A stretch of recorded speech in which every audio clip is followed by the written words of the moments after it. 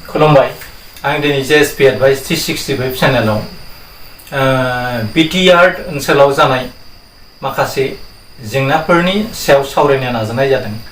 मानोना BTR Accordआ 2020 जानुवारि खालि बेखौ NDB नि मोनब्रै दालाय लोगोसे दुलाराय बर' फरायसा आफाद जथायै BTR Accordखौ खालामनाय जादोंमोन। नाथाय BTR Accordआव होनाय माखासे दफाफ्रा जाबादि समाव बेफोर क्ल'जफ्रा थामहिनबा दफाफ्रा मावफुंजानांगौमोन बेफोरखौ आबुङै मावफुंनायखौ जों नुनो मोनाखै। दा बेफोरखौ नायोब्ला BTR Accordनि माखासे दफाफोरनि आरो बिथांखि फसंथानफोरखौ गायसननायाव BTR गभर्नमेन्टआ फेलें जानाय बादिखौ जों मोनदों। दा बेखौ नोजोरथि बोनानैनो आं दिनैनि कन्टेन्टखौ लाबोनाय जादों। मानोना BTR Accordनि माखासे दफाफोरखौ इमप्लिमेन्टेसन खालामनायनि खोथाखौ भारत सरकार आसाम सरकारा 2024 नि गेजेरावनो बेखौ कमप्लिटलि मावफुंनाय जागोन होननानै सागानगिरिफोरनो थामहिनबा बड' पिस एकर्ड खालामग्राफोरनिसिम बिथांमोना रादाय होदोंमोन। नाथाय नुनो मोनबाय फैयै फैयै 2024 आथिखालाव जोबनो बारा गोबाव गैला। आथिखालाव दानसेसोल' सम दंसै होनजायो। दानसेबो सम गैला। जानुवारिया फैब्लानो 2024 सबाय आथिखालाव दा डिसेम्बर दाना सोलिगासिनो दङ।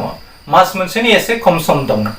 बे बुब्लिनि गेजेराव BTR नि गासै मावनांगौ हाबाफारि एबा दफाफोरनि खामानिखौ भारत सरकार आसाम सरकारा जोंनि रादायगिरिफोरनो थामहिनबा बड'फोरनो बे रादायखौ मावफुंनानै होगोन बादिखौ जों नुनो मोनाखै।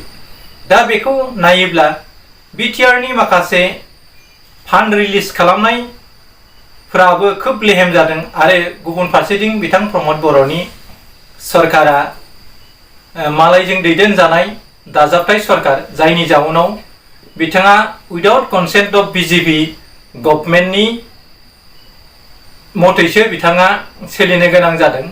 बिथांमोननिफ्राय कनसेन्ट लायाबासिनो बिथां प्रमद बर'आ आथिखालाव BTC नि चिफ जादोंब्लाबो गाव हारसिङै मोनबो हाबाफारिखौनो मावफुंनो हानाय गोहो गैया बादिखौ जों नुनो मोनदों। मानोना बिथाङा मोनथाम दोलोखौ लानानै BTR थामहिनबा BTC सरकारखौ सालायबाय दं, जायनि जाउनाव बिथां प्रमद बर'नि सरकारा बायदि जेंना जेंसिजों सौदावनो गोनां जादों आरो माखासे लाइमोनफ्रा दिनै नैबे मोनसे दलनिफ्राय गुबुन मोनसे दलाव बास्लायनाय जि कालचार आथिखालाव 2024 नि जि जानो गोनां बिसायख'थि, बे बिसायख'थि दरं अदालगुरि लकसभा आरो क'क्राझार लकसभाखौ लानानै UPPL, BPM, VPI, कंग्रेस, बर'नि हान्जा गासैबो गाव गावनि हान्जाफोरखौ देरहासार खालामनो थाखाय जाबादि हाबाफारि लाबाय थादों बेखौ नोजोरथि बोनानैनो आं बेखौ सावरायनो नाजानाय जादों। बर'फोरनि गेजेराव क'क्राझारा मोनसे नायल' जाल' मोनसेल' ST समस्ति। बे समस्तिनिफ्राय नब कुमार सरनिया 10 बोसोर सासन खालामलांबाय। नाथाय बर'फोरा जाबादि डेभेलपमेन्टनि फान्ड मोननांगौमोन एबा क'क्राझार लकसभा समस्तिनि दाब दाब जायगाया जौगानांगौमोन बेखौ बिथाङा मावनायखौ नुनो मोनाखै। मानोना 4 बाहागोनि 1 बाहागोबो बिथाङा डेभेलपमेन्टनि खामानिखौ मावाखै। बिथाङा खालि नामावल' क'क्राझार लकसभानि MP जाना थाबाय थानायखौ जों नुनो मोनदों। दा BTC ओनसोलनि जि जेंना, बे जेंनाया खोब साननो गोनां। मानोना बर' आरो अबर'नि राजखान्थिखौ आथिखालाव एसे लेहेम गतिजों खारनाय बादि नुदोंब्लाबो नाथाय अबर'नि राजनीति दोहौआ BJPनि जोहै सोलिबाय दङ आरो सोलै बोलै BTCखौ BJP सरकारा गाव हारसिंनो सासन खालामनो नाजानाया जोंनि मेगन नोजोराव गोलैदों। दा बियो जोंनि थाखाय खोब मोजां एबा गाहाम लैखोन होननानै जों बुंनो हाया। दा आं स्पेशली दिनैनि कन्टेन्टआव बिटिसिनि बार्निं प्रब्लेम जोंब्लावनाय बिटिसिनि मोनद'सो जेंनाफोरखौ लानानै आं सावरायनो नाजानाय जादों। सेथि प्रब्लेमानो जाबाय हाग्रामा महिलारि प्रमद बर'। बिसोरनि गेजेराव आथिखालाव हाग्रामा महिलारि आरो प्रमद बर' सानैनि गेजेराव सोर गोहोगोरासिन दैदेनगिरि आरो नैथियाव BTRनि सागानगिरि रन्जन दैमारिजों लोगोसे 61 जोन NDFनि केडारफ्रा आथिखालाव सेन्ट्रेल स्टेट जेलाव जोबथेनानै दोनबाय दं। बिथांमोना दासिमबो उदां अख्रांनि गाहायाव फैनो हायाखै। बेनि उनाव ब्रैथियाव दङ boundary extension of BTR Accord, बेबो दासिमबो मावफुंजायाखै। आरो बे BTR Accordखौ 2024नि गेजेराव भारतनि नखर मन्थ्रि अमित शाहया बुंदोंमोन 2024नि गेजेराव। लोगोसे दुलाराय बर' फरायसा आफादनि आफादगिरि दिपेन बर'आबो 2024नि गेजेराव BTR Accordआ मावफुंजायाब्ला बड'लेण्ड हांगामानि दोहौखौ लाबोफिननाय जागोन होननानै बुंदों। आरो गुबुन फारसेथिं दथियाव दङ प्रिया बसुमतारीखौ गावथारनायनि जि जाथाय, बे जाथाय आरो बिजाथायनि सायाव फंनैसो। दा खोथाया जाहैबाय हाग्रामा महिलारि आरो प्रमद बर' बे सानैनि गेजेराव आथिखालाव गाव गावनि हान्जाफोरखौ देरहासार खालामनो थाखाय फैगौ 2024नि लकसभा बिसायख'थियाव देरहासार जानानै 2022आव बिटिसिनि इलेक्सनाव सरकार दाहैनो थाखाय बिथांमोना नारा नाथा नाजाबाय थादों। हाग्रामायाबो आखाइ मुथुनानै थायाखै। बिथाङाबो जेरैखि जाया खायदायै बिटिसिनि राजमासियाव जिरायनानै बिटिसिनि चिफ जानायनि सिमांखौ रनसायगासिनो दङ आरो बेखौ मोगथां महर होनो थाखाय आथिखालाव हाग्रामाया दाब दाब जायगायाव हाजार हाजार लाख लाख सुबुंनि दैबाना खालामनानै गोबां आफादफोरनिफ्राय जेरै UPPL, BJP, AJP, कंग्रेस दोलोनिफ्राय गोबां सुबुंफोरा बिथां हाग्रामा महिलारिनि दैदेननाय जि BPFनि हान्जा, बे हान्जायाव हाबफैबाय थानायखौ जों नुनो मोनदों।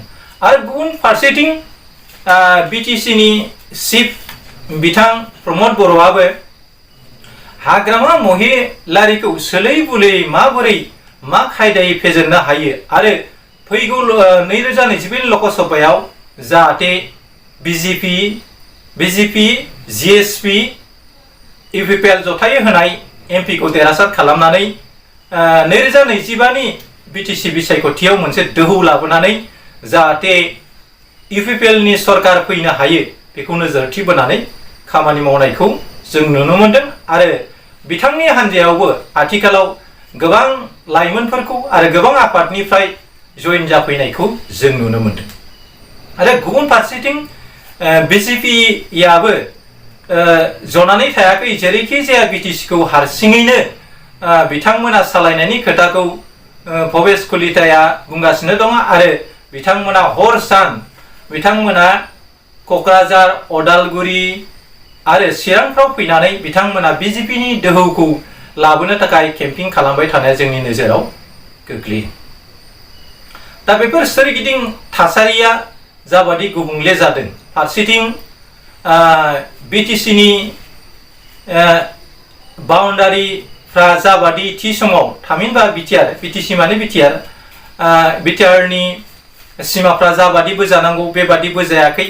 मानोना बिटिसिनि जि सिमा, बे सिमाया आथिखालाव सेटेलाइट काउन्सिलफोर बादि बासिख्ल'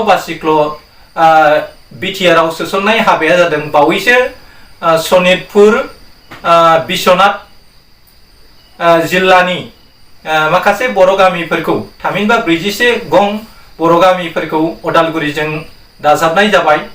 आरो गुबुन फारसेथिं थिग बिदिनो BTR सुक्ति मथै दानख'नायनि खोथायाबो बे सेटेलाइट सिस्टेमै खनखांनो बिटिसिनिफ्राय बारनफिननायनि खोथायाबो मोनसे बुब्लियाव फैगोन होननानै जों नुनो मोनो। बेखौ नायोब्ला BTC मोनसे समाव सेटेलाइट काउन्सिल बादिसो जाहैनो हागौ मानोना BTC नि एग्रीमेंट बादियै BTC गावहानो मोनसे सिमा बोखानाय दङ बे सिमानि बेन्दोङाव थानाय गासैबो सुबुंफोरखौ सिक्स सिडिउल काउन्सिलनि गेजेराव आयेन खान्थि बादि बेखौ BTC सोसनना होनाय जादोंमोन आरो बेनिफ्राय आथिखालाव BTR Accordजों दाजाबनाय आरो दानख'नायखौ लाबोफानायनि जाउनाव दिनैनि बे थासारिया थामहिनबा गुबुन माहारिनि मानसिफ्रा आसामजों थांफिननायनि खोथाया रोखा जाबोदों आरो बिथांमोना अलरेडि हाइ कर्टआव बे केसा सामिल जाखाना दङ रोजासेसो गामिया जुदि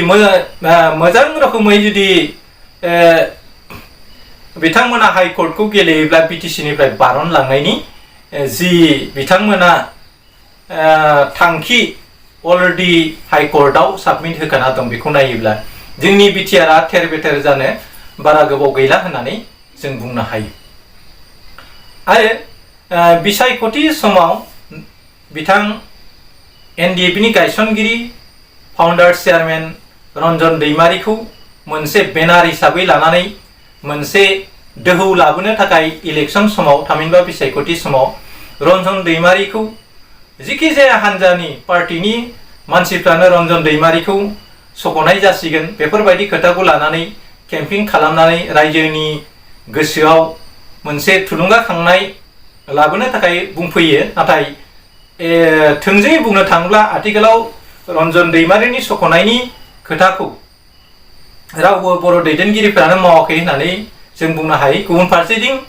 एक्स NDB फरामा बेफोरखौ मावफुंनो थाखाय बिथांमोना हर सान नाजागासिनो दङ नाथाय बिथांमोनाबो दिनैसिम मोगथां महराव लाबोनो हायाखै नाथाय बे खामानिया BTR एग्रीमेन्टजों लोगोसे मायबा लांखायावनो क्लियारिफिकेसन जानांगौमोन नाथाय आथिखालाव जोंनि दैदेनगिरिफ्रा गाव गावनि मासि एबा सियारखौ रैखाथि खालामनानै रन्जन दैमारिया जेलनिफ्राय गयोब्ला सोरनिबा राजमासिया गोमागोन नामा थामहिनबा रन्जन दैमारिया फैनानै गोदान पलिटिकेल पार्टी दानानै जोंनि राजखान्थि हान्जाखौ थेर बेथेर खालामगोन नामा बेफोरबादि जि सान्थौ फिसिनानै दोननाय साथामसो बर' दैदेनगिरिनि थाखायनो रन्जन दैमारिया आथिखालाव जेलनि ओंखाम जागासिनो दं होननानै जों बुंनो हायो जियानो जा BTR Accord बादिब्ला जोबथेसालियाव थानाय गासै NDF नि दैदेनगिरिफ्रानो बिथांमोना उदां अख्रांनि गाहायाव फैनांगौमोन आरो न' फारसे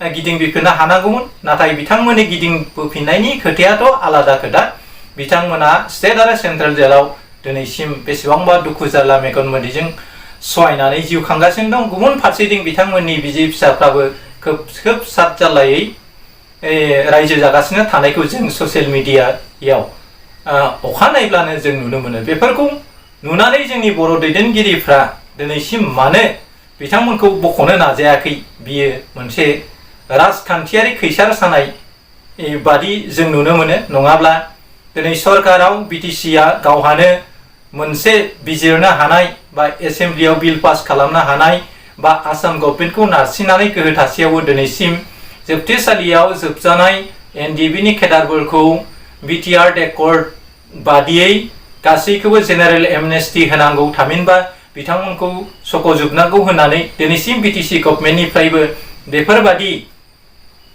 नारसिननायखौ जों नुनो मोनाखै बे जोंनि थाखाय खोब लाजिनांथाव आरो दुखुनांथावना खोथा मानोना बिथांमोना दिनैनि बुब्लियाव पिस एकर्ड खालामफ्लानानै दिनै BTC नि गादिखौ लाबाय गुबुन फारसेथिं NDB नि नेताफोरखौबो सोरखौबा बोजबना लाबाय सोरखौबा जोगारबाय सोरखौबा नारगारबाय बेफोरबादि कालचारजों बिथांमोना दिनै BTC सासन जन्थर गादियाव दङ दा NDB नि नेताफ्रानो NDF नि बिमा बिफा एबा NDF जोहोलावफोरनि दुखु जारला सहायनायखौ दिनै साननो हायिया खोब लाजिनांथावना खोथा आरो बिथांमोना NDF नि स्टिकार लानानैनो दिनै पिस एकर्ड खालामबाय पिस एकर्डनि ओंथिया मा बिथांमोना डिक्सनारियाव नायगिरना नायाखै सोदोब बिखुङाव नायगिरना नायाखै एकर्ड खालामनायनि उनाव बोदि बिथांमोना दिनै जेलनि ओंखाम जागासिनो दङ दिनै BTC नि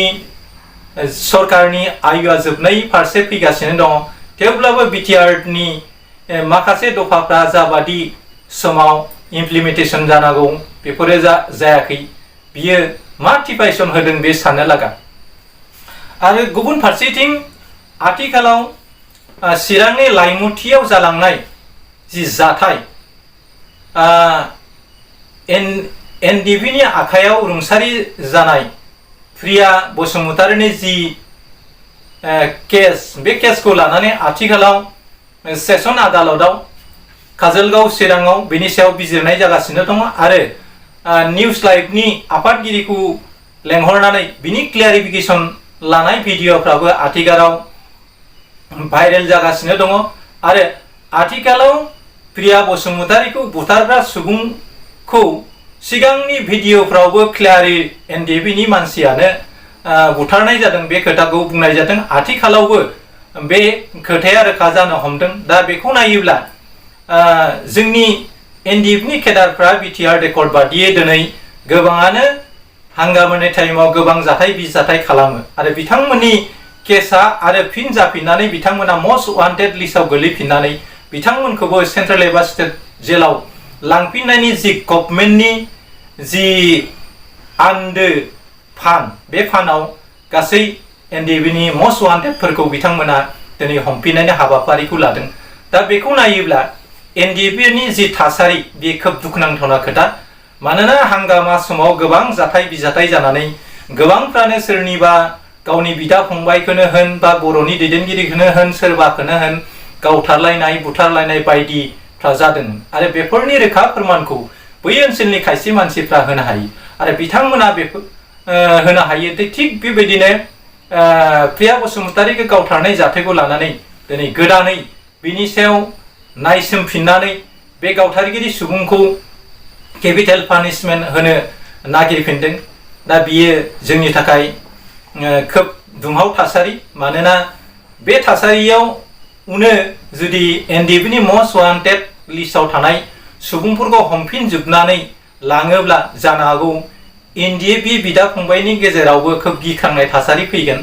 दा बिटिआर सरकाराबो बे बिथिङाव एसे बाहागो लानानै एनडिबिनि मस्ट वान्टेडफोरखौ जों माब्रै बे केसनिफ्राय रिलिज खालामनो हायो थामहिनबा बे केसखौ जोङो एसे फाहायनो हायो बेखौ लानानै जुदि खामानि मावाब्ला एनडिबिनि मस्ट वान्टेडफोरा 2024 निफ्राय 25 गेजेराव बिथांमोनखौ इलेक्शननि गेजेरावबो हमजोबनो हागौ। आरो आथिखालाव बै एनडिबिनि मस्ट वान्टेडफोरखौ फारि फारि जेरैहाय बाथामोनखौ हमनानै लांबाय एनएलएफबिनिफ्राय आथिखालाव जि बिदायखौ नोजोरथि बोनानै प्रिया बसुमतारीनि केसा आथिखालाव जाफिनबाय दङ। थिग बिदिनो गोबां एनडिबि बिदा फंबायफ्रा बेफोरबायदि केसजों फेस जानानै आथिखालाव सेन्ट्रेल आरो स्टेट जेलाव दङ। आरो बिनि अनगायैबो बायजो मुलुगाव बिटिआर रेकर्डनि बादि खायसायफोरा न'आव दंफैयो बिथांमोनखौबो दैखांना लांफिननाय जि हाबाफारि बेयो खोब गिख्रांथावना थासारि बर'फोरनि गेजेराव फैगोन।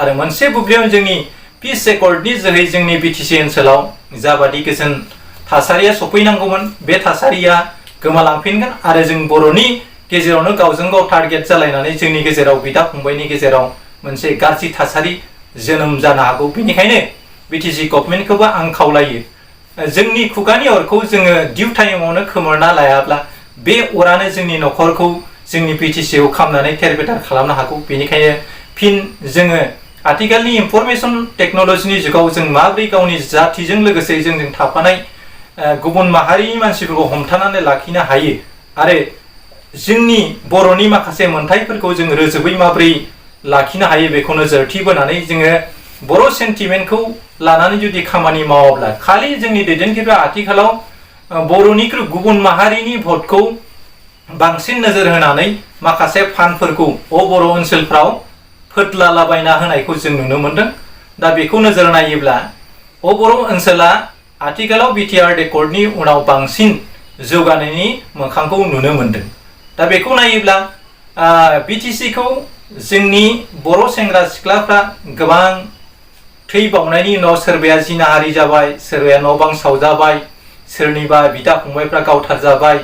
दा बेखौ नायोब्ला जोंनि बर'फ्रा बे बिटिसिखौ बर'नि थै गारनासो मोनदों। गुबुन माहारिया बे बिटिसि मोननायाव मा बिफाव दं बेखौ नोजोरथि नायनानै जोंनि दैदेनगिरिफ्राबो हाइड एन्ड सिक नोजोरजों होनानै खामानि मावनो रोङाब्ला खिन्थु जों गावनि सिथ्लायावनो गाव आलासि बादि दाउसा मौरिया बादि जों बिटिसिआव रायजो जानो गोनां जागोन। दा बेफोर गासै सोरगिदिं बिथिंखौ नायनानै बिटिसि गभर्नमेन्टआबो मोनसे बिफाव दङ। मानोना बिथांमोना सोलायनायनि मोनसे दोहौ लाबोनानै बिथां हाग्रामा महिलारिखौ गादिनिफ्राय बिटिसिआव गोदान मोनसे दोहौ लाबोनो थाखाय बिथांमोना गोबां खोथा होबोदोंमोन। बे गोबां खोथा होबोनायनि मादाव बिथांमोना 100आव आथिखालाव 5%सोल' बिथांमोना मावफुंनो हानायखौ जों नुनो मोनदों। दा बे बिथिंखौ नोजोरथि होनानै नायोब्ला बिथां प्रमद बर'नि सरकारा बे 5 बोसोरनि गेजेराव गावसिनि इलेक्शन मेनिफेस्ट'आव होनाय जि रादाय, बे रादायफोरखौ मावफुंनानै खिन्थानो हागोन बादिखौ जों नुनो मोना। आरो गुबुन फारसेथिं बिथांनि सरकारा बिजेपि हान्जाजों गुमजानाय मोनसे सरकार, नोरजिया सरकार। बेनिखायनो बिथां हाग्रामा महिलारिया आथिखालाव गावनि गोहोखौ दिन्थिफिननो थाखाय सिगाङावबो हाग्रामा महिलारिया बिटिआरनि दोहौनि समावबो बिथाङा 17 जन देरहादों आरो खान्थि बादि बिथाङानो सोरखौबा लानानै सरकार दानो हायोमोन। नाथाय अगणतान्त्रिक भाबै इउपिपिएलआ जिएसपि आरो बिजेपिखौ लानानै लोगो लालायनानै मेजरिटि जाहैदों। नाथाय बै खामानिफ्राव अगणतान्त्रिक जादोंमोन। मानोना गभर्नरा बिथां हाग्रामा महिलारखौ गिबियावनो सोरखौ लानानै सरकार दायो बे खोथाखौ बिथांनो गिबियावनो खाबु होनांगौमोन। नाथाय बे खाबुखौ होआबासिनो बिथांखौ नापात्ता खालामनानै सोलोयै बुदै मोनथाम हान्जाजों मेजरिटि जानानै बिटिसिनि सासन जन्थराव बिथांमोना दिनैनि सरकारखौ दानो हादों। दा बेखौ नोजोर होयोब्ला बे बिटिआर दोहौनि समावनो 12 जनल' इउपिपिएलनिफ्राय गोग्गोयै देरहासार जादोंमोन आरो बिनि उनाव बिथांमोनजों खायसे हान्जानि मानसिफ्रा दाजाब जाफैदोंमोन। नाथाय बै समावबो हाग्रामा महिलारियानो मेजरिटि मोनदोंमोन। दा बै मेजरिटिखौ नाहरोब्ला आथिखालाव प्रमद बर'आ बुंगासिनो दङ आथिखालाव 5Gनि मुगायाव हाग्रामा महिलारिया 2Gनि खामानि मावबाय थानानै मा पात्ता मोननो आरो आथिखालाव बिपिएफ हान्जा मुंनि जेबो सिनसाब थाहैनाय नंला होननानै बिथांमोना बुंगासिनो दङ। आरो इउपिपिएल सरकारा ओरैबायदि खामानि मावदों, जाय खामानिखौ मावनायखौ मोजां खामानि मावनायखौ नुनानै दिनै लैहोर गोबां रायजो राजाफ्रा इउपिपिएलआव हाबफैदों। बे खोथाखौ बिथांमोना ससियेल मिडियानि फोरमायदों।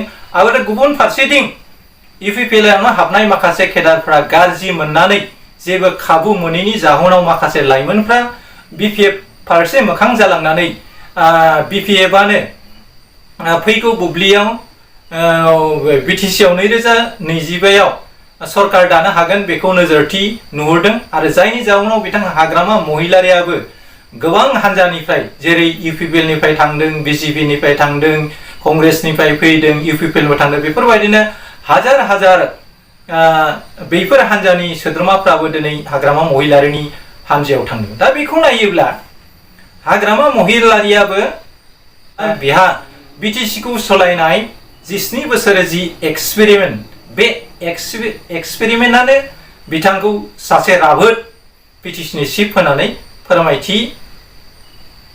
आरो जायनि जाउनाव 17 बोसोराव बिथाङा जाबादि बिटिसि ओनसोलाव लामा, दालां, school, college, university, engineer college, medical, साब डिभिजन अफिस, ब्लक अफिस, थाना बायदि जौगालु खामानिखौ मावनायखौ बिनिनो नमुनाखौ जों बुंनो हायो। मानोना बिथाङा बै समाव सोलै बुदैयै सेन्ट्रेल आरो स्टेट गभर्नमेन्टनिफ्राय बिटिसिनि मोननो गोनां फान्डफोरखौ थाबैनो बोनानै लाबोदोंमोन आरो बबे जायगायाव माबादि स्किमखौ पास खालामो बेफोर स्किमखौ बिथाङा रानलानानै गोसोबादि होदोंमोन। जायनि जाउनाव बे 7 बोसोरनि गेजेराव बिटिसिआ मोनसे बेसेबांबा सोलायनाय फैदोंमोन। दा आथिखालाव बे सोलायनायखौ लाबोफिननायनि मोनसे नमुना रायजो राजानि गेजेराव नुनो मोनदों। आरो बिटिसिखौ सालायनो हायैनि आथिखालनि सरकारा 16टा डिपार्टमेन्टखौ आसाम सरकारनो हरफिननाय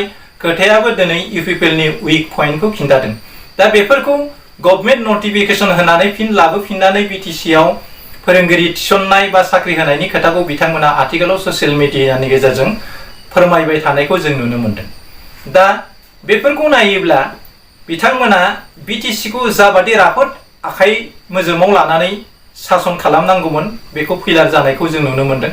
दा जियानो जा फैगौ बुब्लियाव BTC नि लागामा सोरनि आखायाव बेखौ समाजो दैदेनसिगोन आरो रायजो राजाफ्रा मिथिगौ आथिखालाव सोर बेसेबां साक्सेसफुल जादों खामानि मावनायाव आरो सोर बेसेबां साक्सेसफुल जायाखै। बे प्रमद बर' आरो हाग्रामा महिलारिनि गेजेराव बर'फोरनि गेजेराव सोर राफोदसिन दैदेनगिरि आरो जाय खुगाजोंल' बुंनानै थाया आरो सोरबाया खुगाजोंल' बुंनानै खुगानि फुलजारि सारनानै खामानि मावनायनि बाख्नायनाय लानो नाजानाय बादिखौ जों नुहुरदों। बेखौ नायोब्ला जोंनो दा खुगाजों फुलजारि सावनाय लिडारखौ नावा, जोंनो आखाइजों खामानि मावग्रा लिडारनिसो जोंनो गोनांथि दं। बेनिखायनो फैगौ 2024 आव जानो गोनां लकसभानि जि एमपिनि बिजाथिफोरखौ उदालगुरि लकसभा आरो क'क्राझार लकसभायाव होनाय जागोन।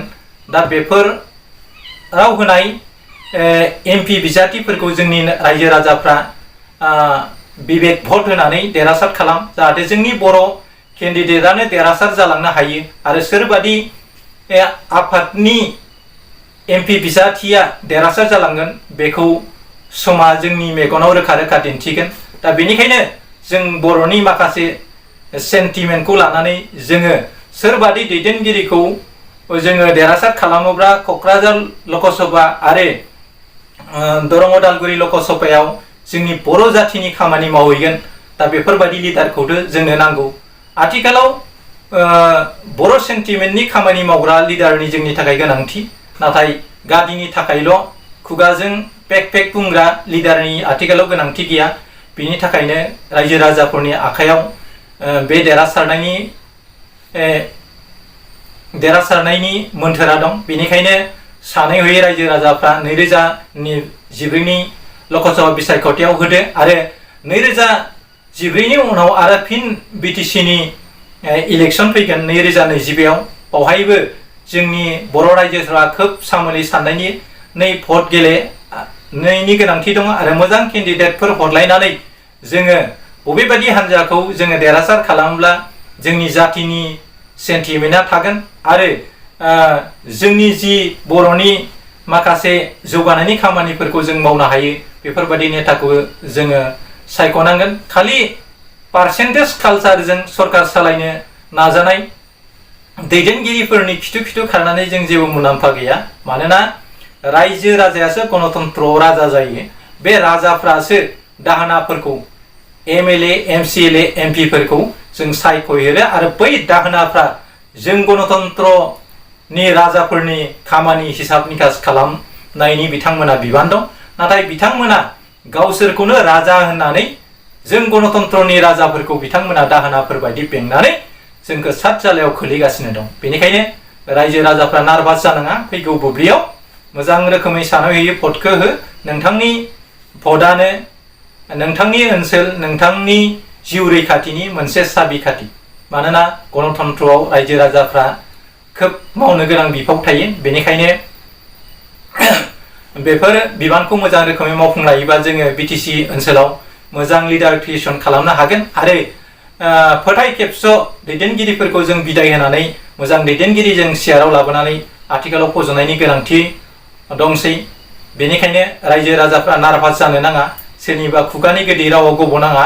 नोंथाङा जाबादि केन्डिडेटखौ मोजां मोनो बेफोरबायदि केन्डिडेटनो हो आरो देरहासार खालाम, जाहाथे जोंनि जातिनि माबा मोनसे जौगाथायनि खामानिया जायो।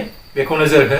जोबथा बुब्लियाव जायफ्रा आंनि चेनेलाव गोदान बिथांमोनखौ आंनि चेनेलखौ साबस्क्राइब खालामना लानो थाखाय खावलायनाय थाबाय। लोगोसेयावनो साखाथियाव थानाय अल नटिफिकेसनखौ सुइच अन खालामना ला, जाहाथे आंनि गोदान भिडिअफ्रा नोंथांसिम सहैनो हायो।